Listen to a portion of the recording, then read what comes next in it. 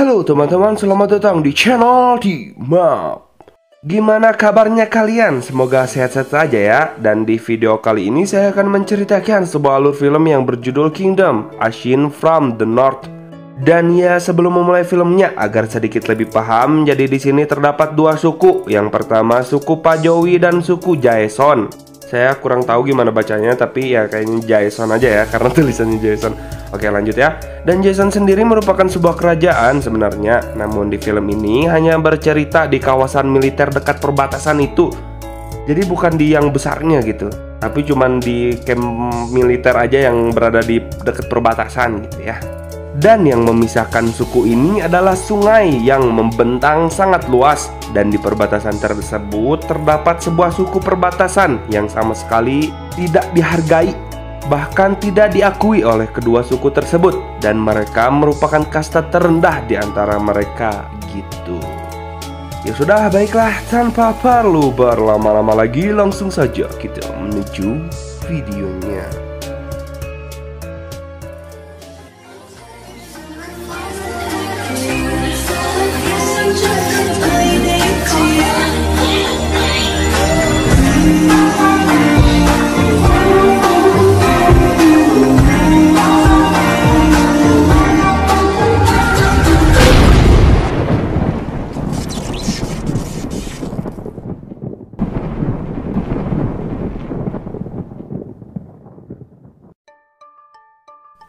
Film diawali dengan diperlihatkannya Ashin yang memasuki sebuah tempat di daerah terlarang bernama Piesagun.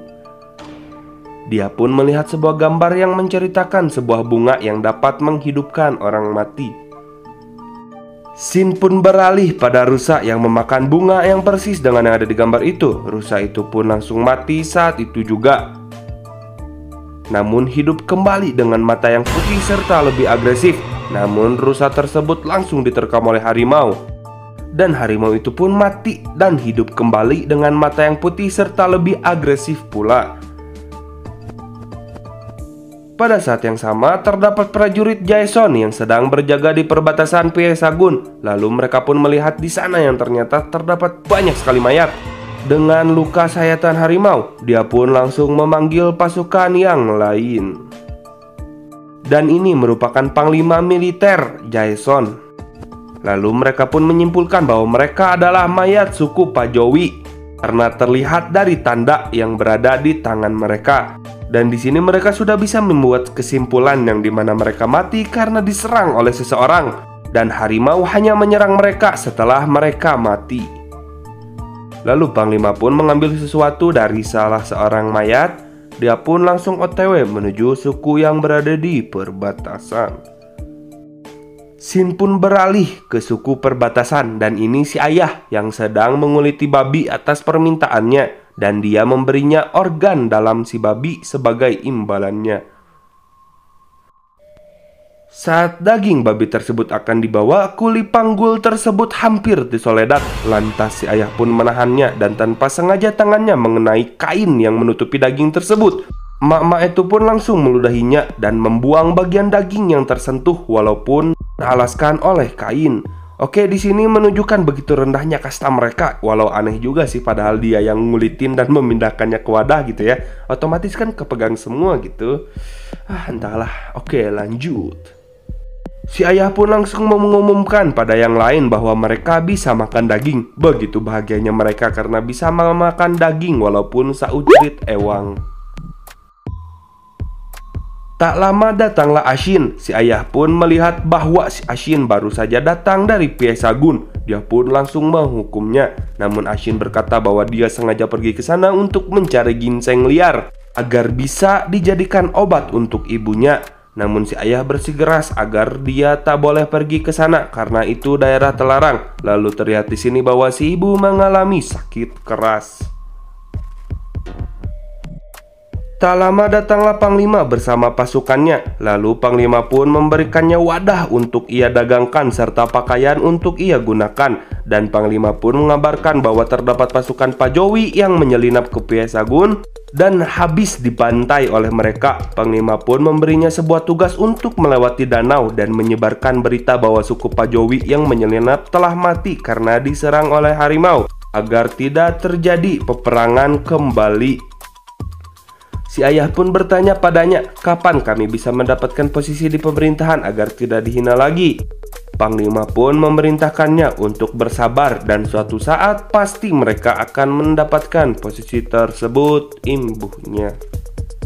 Oke, di sini jadi terdapat fakta bahwa ternyata si ayah merupakan orang yang sangat setia pada Panglima dan dia mendapatkan tugas sebagai mata-mata dari suku Jason, dan si ayah melakukannya karena diberikan janji oleh Panglima bahwa dia akan mendapatkan tempat di pemerintahan suatu hari nanti sehingga sukunya dapat diakui gitu. Oke, lanjut. Scene pun beralih pada suku Pajowi yang sedang membantai sebuah suku Jepang, dan dia merupakan ketua suku Pajowi saat ini. Kembali ke Panglima, dia pun mendatangi komisaris militer dan pengawal kerajaan yang menjadi dalang pembunuhan suku Pajowi tersebut. Panglima pun sedikit mengancamnya jika dia berbuat kesalahan lagi, maka dia tidak segan-segan untuk menghabisinya. Panglima pun kini akan pergi untuk mencari harimau itu agar warga tidak resah dan bisa meyakinkan semua bahwa pelaku utamanya adalah harimau. Lalu dia pun membakar mayat tersebut. Saat si ayah akan pergi, Ashin pun bertanya pada ayahnya, bagaimana bisa suku Pajowi dikalahkan oleh harimau? Mengingat suku Pajowi sudah berlatih bela diri semenjak mereka kecil, dan dengan menyebarkan berita tersebut, pastinya ayah dalam bahaya. Namun si ayah tetap pada prinsipnya untuk menjalankan tugas tersebut sebagai bentuk keloyalannya ada Panglima. Dan agar bisa membuat suku perbatasan bisa memiliki jabatan di pemerintahan, dia pun memberi pesan pada Ashin agar menjaga keluarganya saat ia tak ada.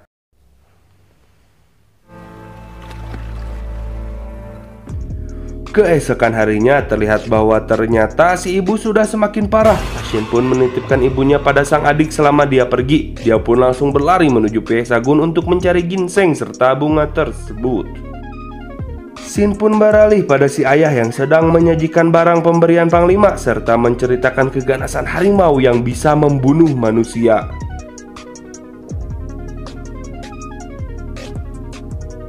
Namun terdapat prajurit Pajowi yang mencurigainya.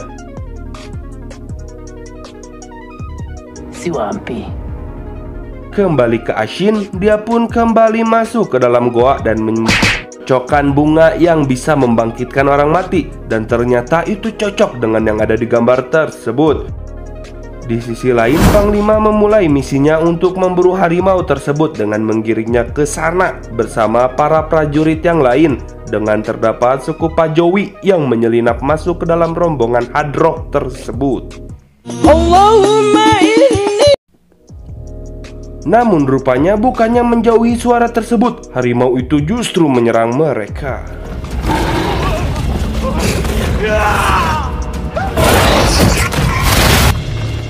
Hingga Panglima memerintahkan untuk menghentikan pencarian dan membiarkan mereka yang turun tangan. Panglima beserta prajurit lain pun langsung mengejarnya beserta suku Pajowi yang menyelinap pula.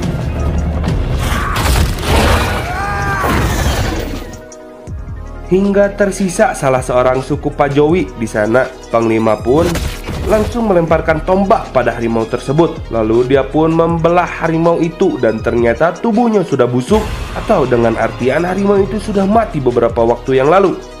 Namun suku Pajowi yang tersisa tetap mengancamnya bahwa peperangan balas dendam akan dimulai kembali karena mereka rupanya sudah mengetahui bahwa Jason yang telah membunuh saudara mereka di sana. Kembali ke desa perbatasan, tiba-tiba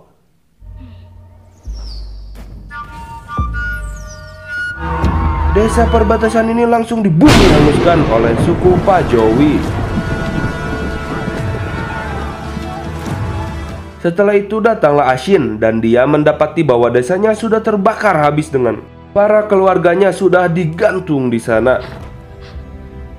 Ditambah dia melihat kalung milik ayahnya tergantung pula di sana. Dia pun langsung berjalan menuju ke militer Jason untuk bertemu Panglima.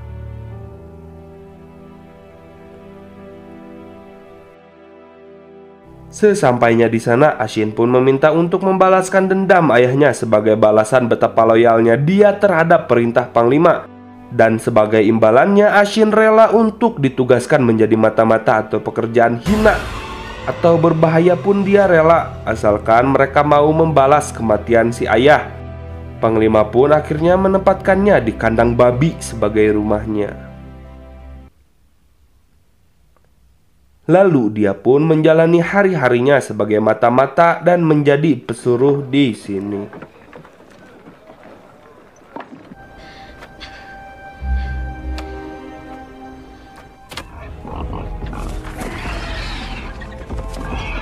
Shin pun langsung beralih pada masa di mana dia sudah dewasa dengan skill yang sangat hebat dalam hal bertarung dan memanah. Dan di sini terdapat bapak-bapak cabul yang tertarik padanya. Dan benar saja, ketika malam harinya dia pun diam-diam masuk ke kandang babi untuk memerkosanya. Namun si bapak itu pun mengancamnya bahwa jika Ashin membunuhnya, maka Ashin tak akan selamat karena dia telah membunuh seorang tentara Jason. Dia pun dengan terpaksa menerimanya.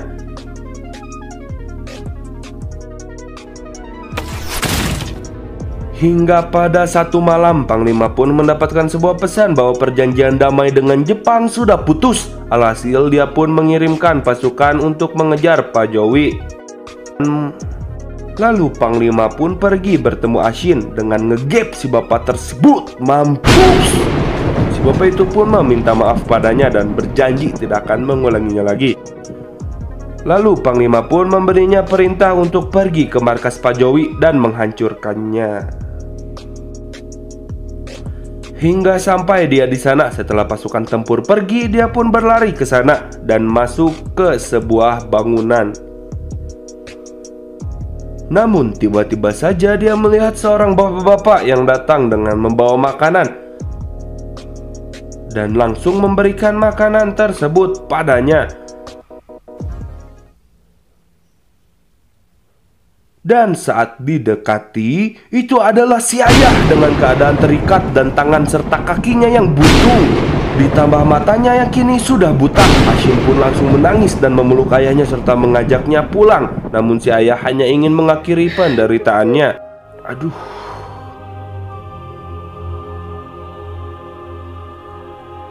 Hingga tibalah pagi hari, Ashin pun mengabulkan permintaan ayahnya. Dengan jiwa dendam serta amarah yang luar biasa, dia pun dengan mudah membakar markas militer itu. Sesampainya di camp militer Jason, dia melihat anak panah yang sama dengan yang tertancap di mayat saat itu. Dia pun langsung menuju kantor Panglima dan membaca dokumen rahasia yang rupanya saat suku Pak Jowi akan pergi, Panglima pun memberikan sebuah benda yang ada pada mayat suku Pak Jowi. Dan benda tersebut yaitu sebuah wadah yang dia berikan pada si ayah. Dia pun langsung menyadari bahwa ternyata ayahnya dijebak oleh Panglima, yang membuatnya semakin membara jiwa kebenciannya. Saat di kandang babi, bapak tersebut pun datang dan Ashin langsung membunuhnya, lalu memasukkan bunga tersebut pada kepalanya. Tak lama dia pun bangkit kembali dan rupanya keganasan itu dapat ditularkan melalui gigitan. Alhasil camp militer ini pun langsung lumpuh dalam satu malam.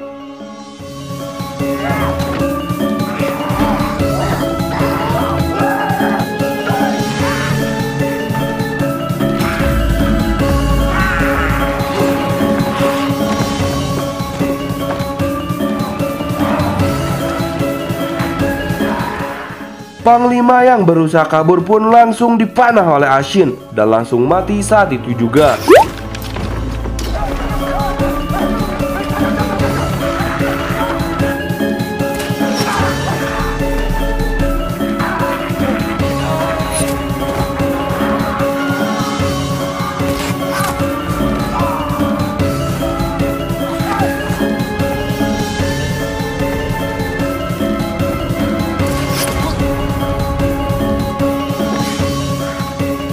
Hingga pada salah seorang yang meminta bantuan padanya, Ashin pun langsung memanah tangannya dan membuatnya menjerit kesakitan. Dan itu berhasil mengalihkan kawannya itu dan mendekatinya. Lalu dia pun menyiram mereka dengan minyak tanah dan membakarnya.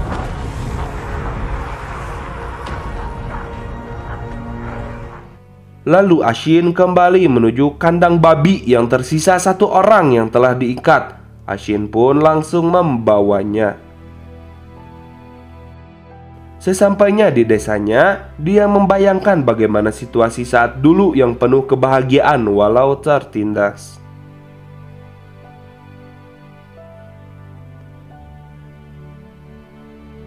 Dan terdapat fakta di sini yang ternyata mayat satu desa telah ia kumpulkan dan seluruhnya telah ia masukkan bunga yang bisa menghidupkan orang mati itu.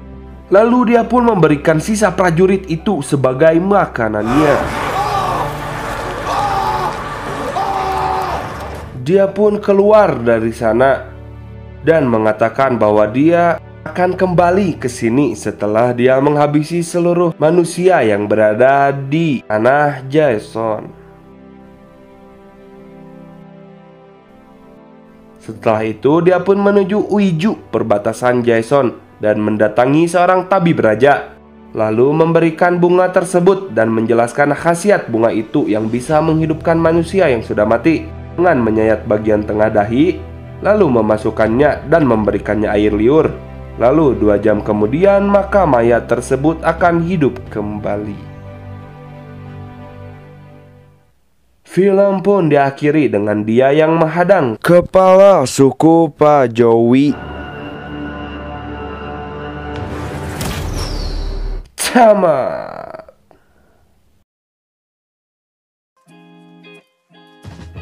Komentar saya ini seru, yang paling serius ya.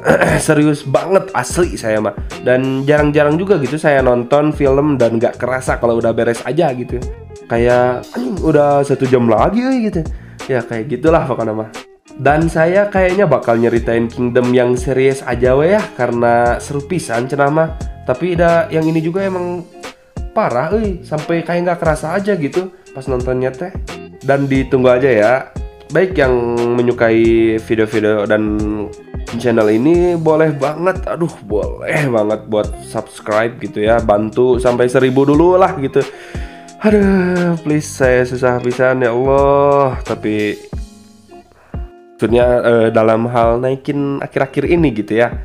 Aduh, kenapa saya ini curhat udahlah, intinya mah gitu. Kalau misalnya suka dan saya harap suka juga, dan gak suka juga gak apa-apa, subscribe dulu aja gitu ya. Nggak bercanda. Udahlah, baiklah, cukup sekian untuk video kali ini. Terima kasih yang telah menonton sampai akhir. Kurang lebihnya mohon dimaafkan. Wassalamualaikum warahmatullahi wabarakatuh. Nuhun, boy.